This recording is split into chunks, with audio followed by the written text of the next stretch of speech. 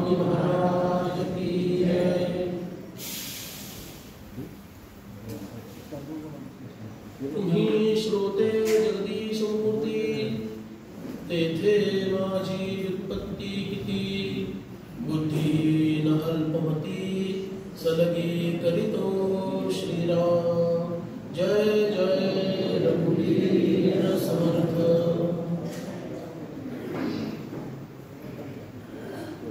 श्री समर्थ विद्यापीठ सातारा यांचे कुलपती परमादरणीय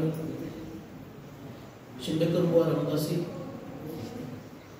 कुलसचिव व समर्थ सेवा मंडळाचे कार्यवाह योगेश बुवा रामदासी, उपकुलसचिव ज्योतिताई, त्या विद्यापीठामध्ये सक्रियपणे कार्य करणारे आमचे सर्व विद्यापीठाचे सहकारीगण आणि विद्यापीठाला ज्यांच्याकडून समर्थ विचारांच्या प्रचार प्रसाराची अपेक्षा आहे आणि ते नक्की करू शकतात असा विश्वास आहे, अशा तुम्हा सर्वांना मी वंदन करतो।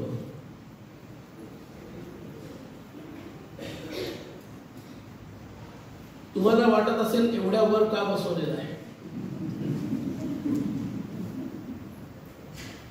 तर लहानपणी त्या मुलींच्या बाहुल्या असतात बघितल्या का, अशी केली की डोळे उघडतात, अशी केली की डोळे मिळतात। तर मला वर बसवल्यामुळे तुमची मान कशी होणार आहे?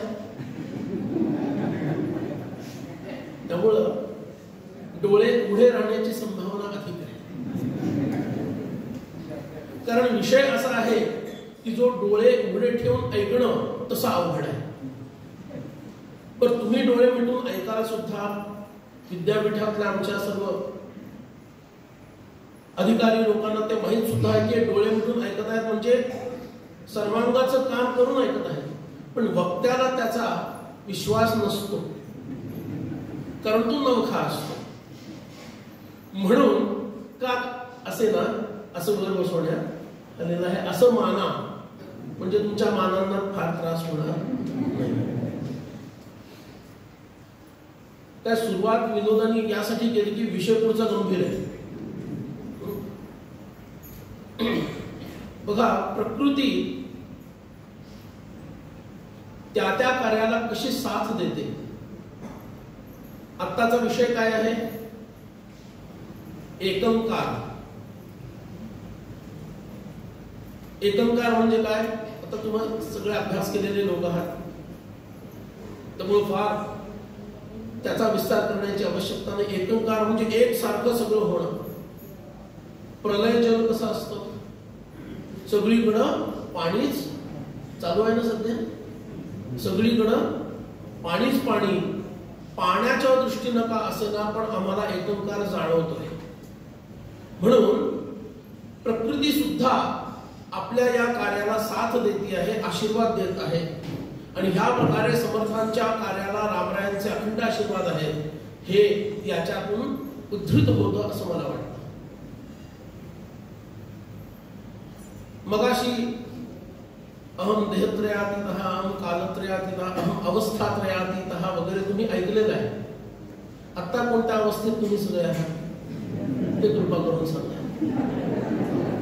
अवस्थात्रयातीतः वगैरे आहात का?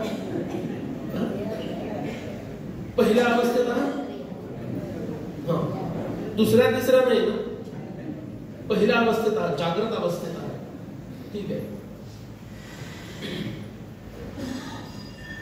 एकंकार निरसन हा विषय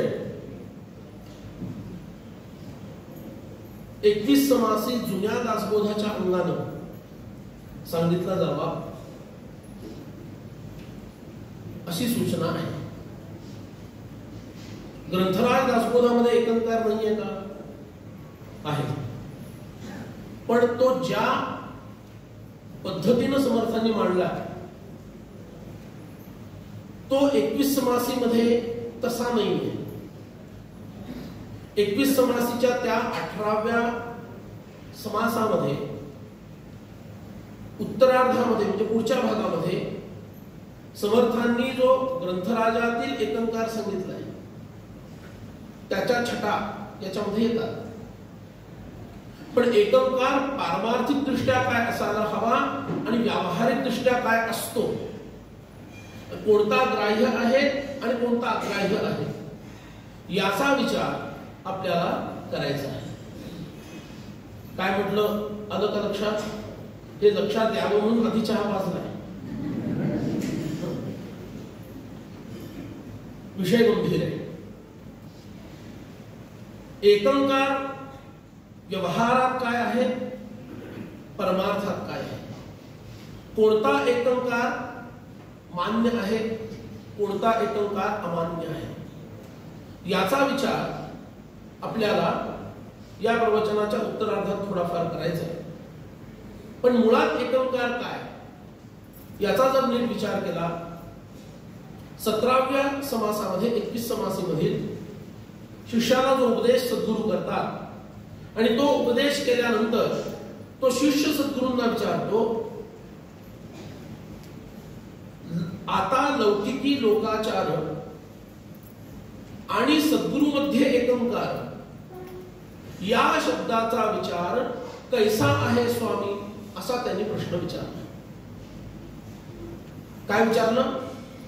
आता लौकिकी लोकाचार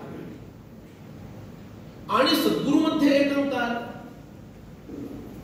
या शब्दाचा विचार कैसा आहे स्वामी, असा प्रश्न शिष्यानं विचारला.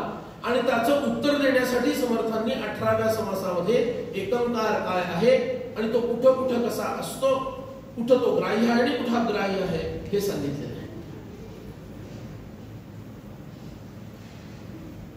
या ओवीचा नीट जर विचार केला, 17व्या समासातील ओवीचा, तर ती ओवी अगदी योग वासिष्ठाच्या केंद्रभूत असणाऱ्या शिकवणुकीचीच एका प्रकारे मराठीतील आवृत्ती आहे असं म्हणायला हरकत नाही. अगदी शब्द तसेच्या तसे नाही आहेत, पण भावार्थ तसा आहे.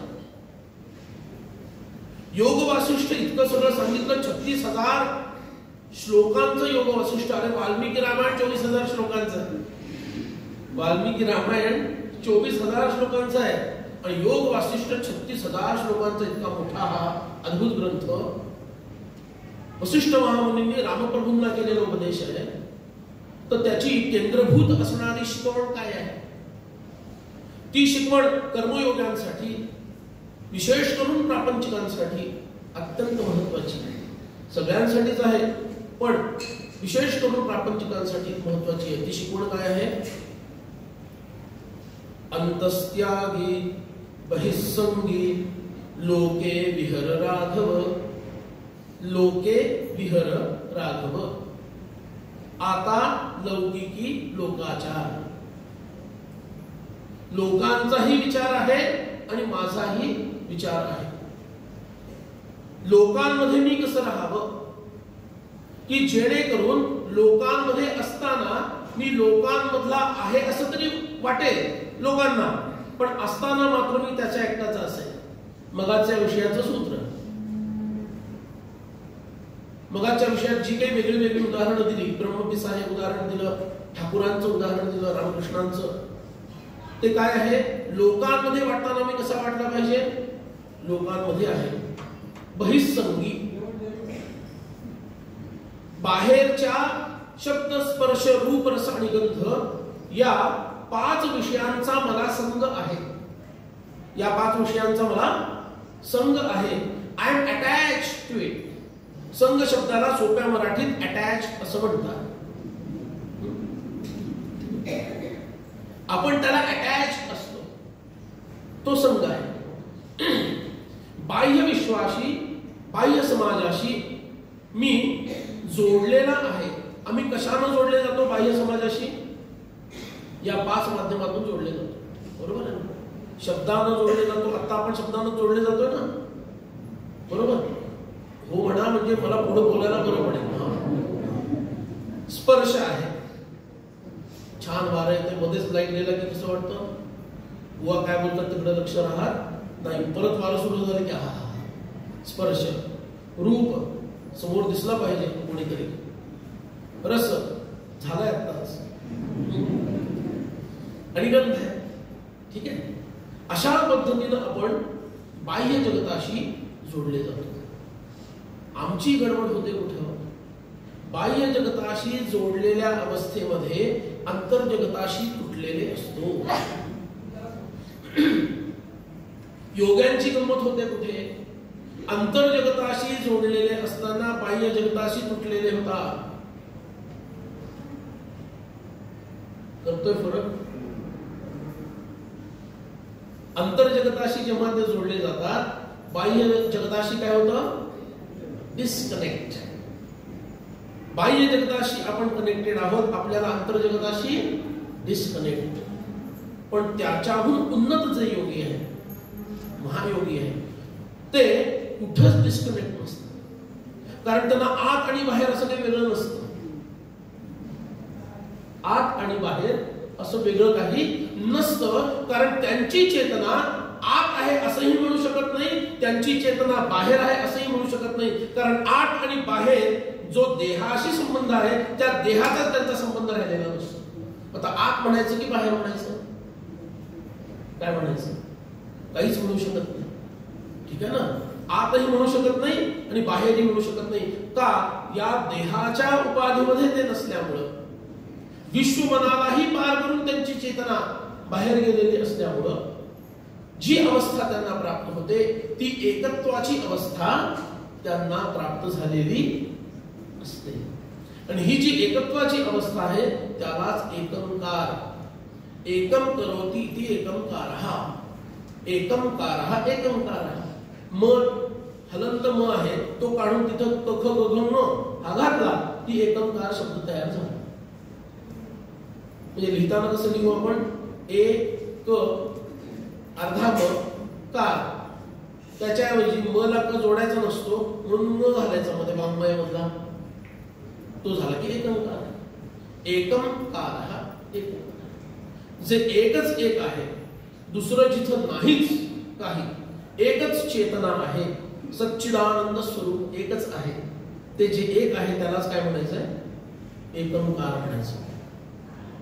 असा प्रश्न शिष्यानं विचारला की लोकांमध्ये लोकाचारानं वागायचं असं तुम्ही म्हणता आणि सद्गुरूंमध्ये, आता इथं योग वासिष्ठामध्ये अंतस्त्यागी असा शब्द दिला. त्याग कशाचा करायचा? अनेकत्वाचा त्याग करायचा. म्हणजे पुन्हा एकत्रच झाला. अंतस्त्यागी म्हणजे काय? अनेकपणांचा त्याग करणे, अनेकत्वाचा त्याग करणे, भेदाचा त्याग करणे, द्वैताचा त्याग करणे. मग उरलं काय? ते एकच उरलं. बरोबर ना? म्हणून त्याचाही भावार्थ तोच आला. सद्गुरूमध्ये एकंकार. असं हे याचं गुपित काय आहे हे तुम्ही मला समजावून सांगा, असं शिष्यांनी सद्गुरूंना विचारले. मग समर्थ त्यांना सांगायला सुरुवात करतात. समर्थांनी ब्रह्मांडाचा विचार काय मोठ्या प्रमाणात केलेला आहे. तो 21 समासीमध्येही दिसतो, तो आत्मारामामध्येही दिसतो, तो श्रीमद ग्रंथराज दासबोधामध्ये सुद्धा दिसतो. कारण समर्थ ज्याप्रमाणे मोठ्या मोठ्या गीता आहेत ना, अष्टावक्र गीता म्हणून एक गीता, त्या अष्टावक्र गीतेमध्ये तर आता ती जनकाला सांगितली असल्यामुळं उंचीच एवढी त्या जनकाची आहे की त्याला व्यष्टी स्वरूपाचा विचारच नाहीये, समष्टीचाच विचार तिथं प्राधान्यानं आहे. समर्थ पण तसेच आहे. त्यामुळे व्यष्टीचा विचार प्राधान्यानं समर्थ मांडत नाही, समष्टीचा विचारच मांडतात. आणि तो एकंकार कसा आहे हे सांगतात. हे व्यष्टी समष्टी शब्द आपल्या सगळ्यांना माहिती आहेत ना. तुमच्या चेहऱ्यावर तसं दिसलं तर मला पुढे जायला आनंद वाटेल, पुन्हा 4 पावलं मागं. समर्थांनी समष्टीच्या अंगानं एकंकार सांगितला. मी थोड्या व्यष्टीच्या अंगानं सांगून समष्टीच्या अंगानं सांगण्याचा प्रयत्न केला. व्यष्टीच्या म्हणजे आपल्या अंगाला आता 3 अवस्था झाल्या आहेत, त्यालाही जरा धरूया हाताशी. जागृत, स्वप्न, सुषुप्ती. स्वप्नातला आपण खरं मानतो का? नाही, हा बाहेर खरं मानतो नाही ना, तेव्हा खरं वाटतं. आपण काय शब्द वापरतो, तेव्हा खरं वाटतं, पण आम्ही खरं मानत नाही. मग जागृतीतलं का खरं मानायचं, हा प्रश्न आहे. त्याचं उत्तर हो, प्रत्यक्ष घडतं असं तुम्ही म्हणताय, प्रत्यक्ष घडतंय, मग स्वप्नात पण प्रत्यक्षच घडत असतं. स्वप्नामध्ये अरे ही सृष्टी तर ब्रह्मदेवाने निर्माण केली आहे ना, ही बाहेरची कुणी केली निर्माण, ब्रह्मदेवाने केली. स्वप्नातली सृष्टी कोण निर्माण करतो,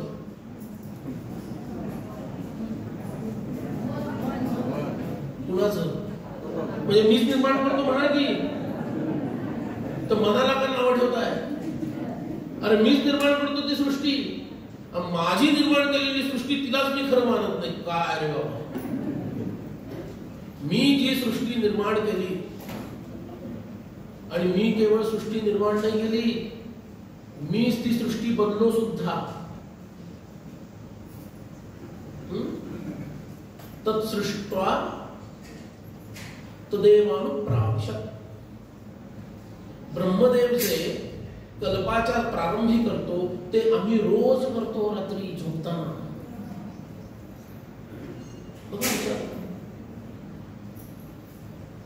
रोज करतो. ती सृष्टी आपण रोज निर्माण करतो, म्हणजे त्या अवस्थेमध्ये आम्ही सुद्धा कोण असतो, म्हणवत नाहीये, म्हणवत नाही, आम्ही ब्रह्मदेवच झालेले असतो. आता जागृतीमध्ये म्हणतो की दासबोधाने याला प्रमाणे समर्थांनी म्हटलेलं आहे की स्वप्नामध्ये त्याला दिसलं की त्याला स्वप्न पडलेलं आहे ना, स्वप्नामध्ये त्याला दिसलं की